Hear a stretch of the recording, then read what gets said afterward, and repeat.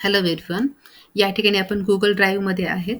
हा Google drive open करण्यासाठी Google ॲप्समधून तुम्ही हा ओपन करू शकता. जेव्हा यासाठी तुमच्याकडे स्वतःचं Google अकाउंट असणं आवश्यक आहे. जेव्हा तुम्ही स्क्रीन ओपन करता, ब्राउझर ओपन करता, तर त्याचबरोबर Googleशी रिलेटेड असलेली ही वेगवेगळी ॲप्स तुम्हाला समोर दिसायला लागतात. यामध्ये तुम्ही पाहू शकता तुमचं Google अकाउंट इथून ओपन होऊ शकतं. सर्च करू शकता Google सर्च. Google मॅप तुम्ही ओपन करू शकता. YouTube ॲक्सेस करू शकता. प्ले स्टोअर करू शकता. त्याचबरोबर news, Gmail, Google Meet, chat, Google contacts and Drive etcetera. आत्ता आपण सध्या ड्राईव्ह पाहतोय. ड्राईव्हवरती क्लिक केल्यानंतर हा आपला Google ड्राईव्ह ओपन होतो. Google ड्राईव्हमध्ये या ठिकाणी तुम्ही नवीन फोल्डर क्रिएट करू शकता. तुमच्याकडे अवेलेबल असलेल्या फाईल्स इथं अपलोड करू शकता. फोल्डर्स अपलोड करू शकता. Google डॉक्स यूज करून नवीन एक डॉक्युमेंट क्रिएट करू शकता. Google शीट्स यूज करून तुम्ही एक्सेल सारखी शीट तयार करू शकता. त्यामध्ये कॅल्क्युलेशन्स करू शकता. Google स्लाइड्स वापरून तुम्ही या ठिकाणी प्रेझेंटेशन्स क्रिएट करू शकता. Google फॉर्म वापरून तुम्ही एक फॉर्म क्रिएट करून काही डेटा कलेक्ट करू शकता किंवा सर्व्हे फॉर्मसाठी हा Google फॉर्मचा उपयोग होतो. सध्या आपण पाहूयात या ठिकाणी Google डॉक्स. Google डॉक्स जो की आपल्याला डॉक्युमेंट क्रिएट करण्यासाठी वापरात येतो. क्लिक करा Google डॉक्सवरती. Google डॉक्सवरती क्लिक केल्यानंतर अशा प्रकारे नवीन एक स्क्रीन समोर डिस्प्ले होते. ही असेल तुमची Google डॉक म्हणजे एक डॉक्युमेंट फाईल क्रिएट होते. यामध्ये बाय डिफॉल्ट अनटायटल्ड डॉक्युमेंट असं दिलेलं आहे. याला तुम्ही इथून पण नाव देऊ शकता आणि फाईल सेव्हमधून पण नाव देऊ शकता. इथे अनटायटल्डच्या ठिकाणी मी नाव देते एक्झाम्पल किंवा sample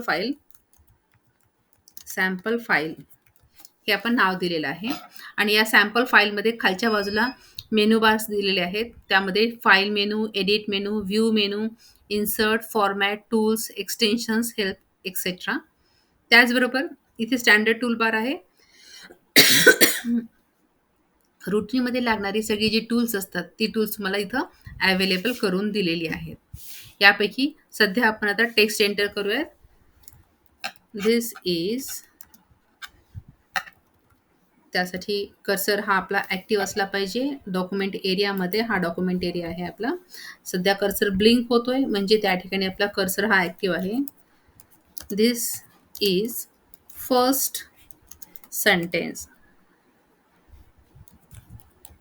this is first sentence. या पद्धतीने टेक्स्ट टाईप करून झाल्यानंतर त्याला तुम्ही फर्दर फॉर्मॅटिंग करू शकता. फॉर्मॅटिंग अगदी सिंपल आहे.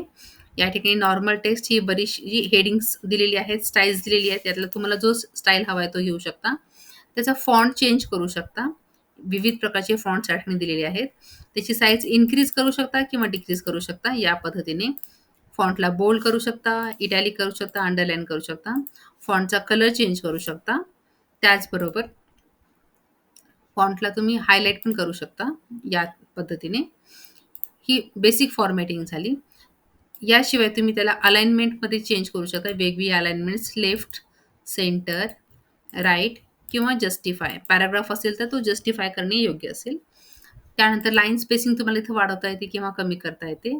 By default single line spacing असते. सिंगल लाईन स्पेसिंग म्हणजे 2 सेंटेन्सेसमध्ये सिंगल लाईनचा स्पेसिंग असेल. दिस इज द सेकंड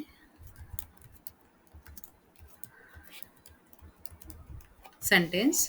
या पद्धतीने जेव्हा या दोघांमधला डिस्टन्स तुम्हाला कमी किंवा जास्ती करायचा असेल तर त्यावेळेस तुम्ही लाईन स्पेसिंग आणि पॅराग्राफ स्पेसिंग वापरू शकता.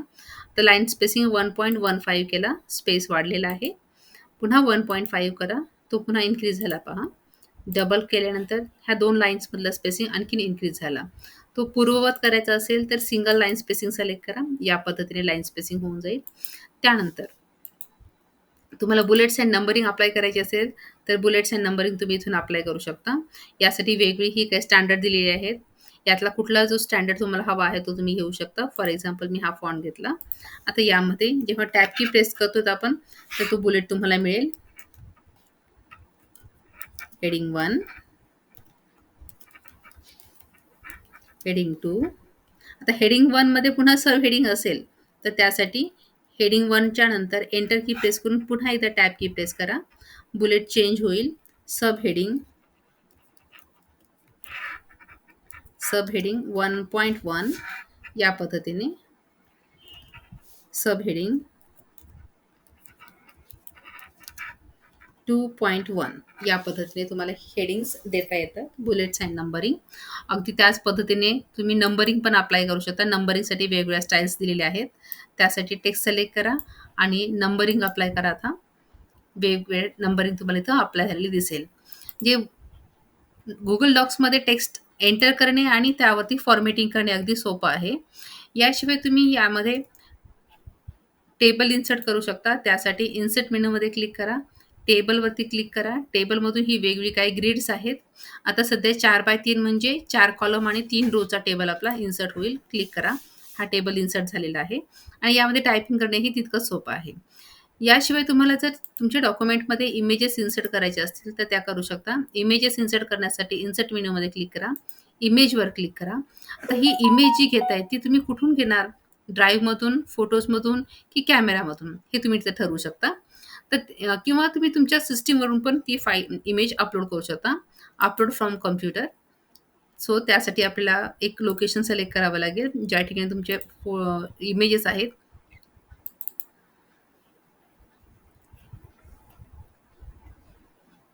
मी पाथ सिलेक्ट करते. या पद्धतीने एखादी इमेज सिलेक्ट करा. ओपन.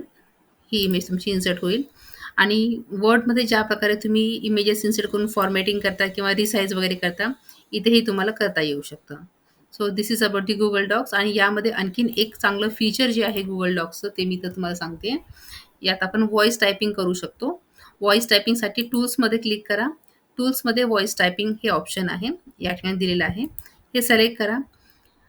इथे तुम्हाला लँग्वेज सेट करता येते. आता बाय डिफॉल्ट मी जे काही बोलेल ते जर टेक्स्ट एंटर करून हवं असेल तर त्यासाठी क्लिक टू स्पीक यावरती क्लिक करावं लागेल.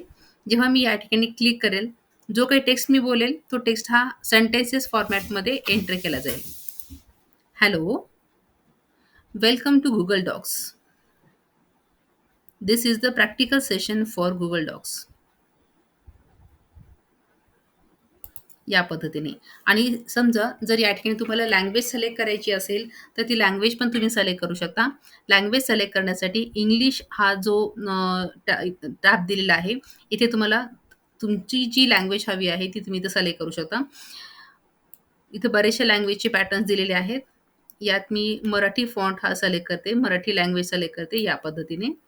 हिंदी, मराठी, नेपाळी इथे दिलेली आहेत. त्या पद्धतीने तुम्ही घेऊ शकता. मराठी फॉन्ट सिलेक्ट केलेला आहे. त्यानंतर या स्पीकरवरती क्लिक करावं लागेल. नमस्कार मित्रांनो, आपण सध्या काम करतोय Google डॉक्समध्ये. धन्यवाद. क्लिक करा. त्यानंतर तो ऑफ होईल आणि मग मात्र यातलं स्पीच रिकॉग्निशनचा जो पार्ट आहे तो ऑफ होतो आणि तुमचा आता तिथं टेक्स्टमध्ये तुम्ही एंट्री करू शकता. फर्दर जी फॉर्मॅटिंग करायची आहे ती फॉर्मॅटिंग तुम्ही याच्यावरती करू शकता. टेक्स्ट एंटर करून त्यात तुम्हाला फॉन्टचा साईज वाढवायचा आहे. या पद्धतीने फॉन्टचा कलर चेंज करायचा आहे, बोल्ड, इटॅलिक, अंडरलाईन करायचं आहे. फर्दर फॉर्मॅटिंग तुम्हाला इथं करता येऊ शकते या प्रकारे. यानंतर तुम्हाला ही फाईल सेव्ह पण करता येऊ शकते. So this is related with the Google docs.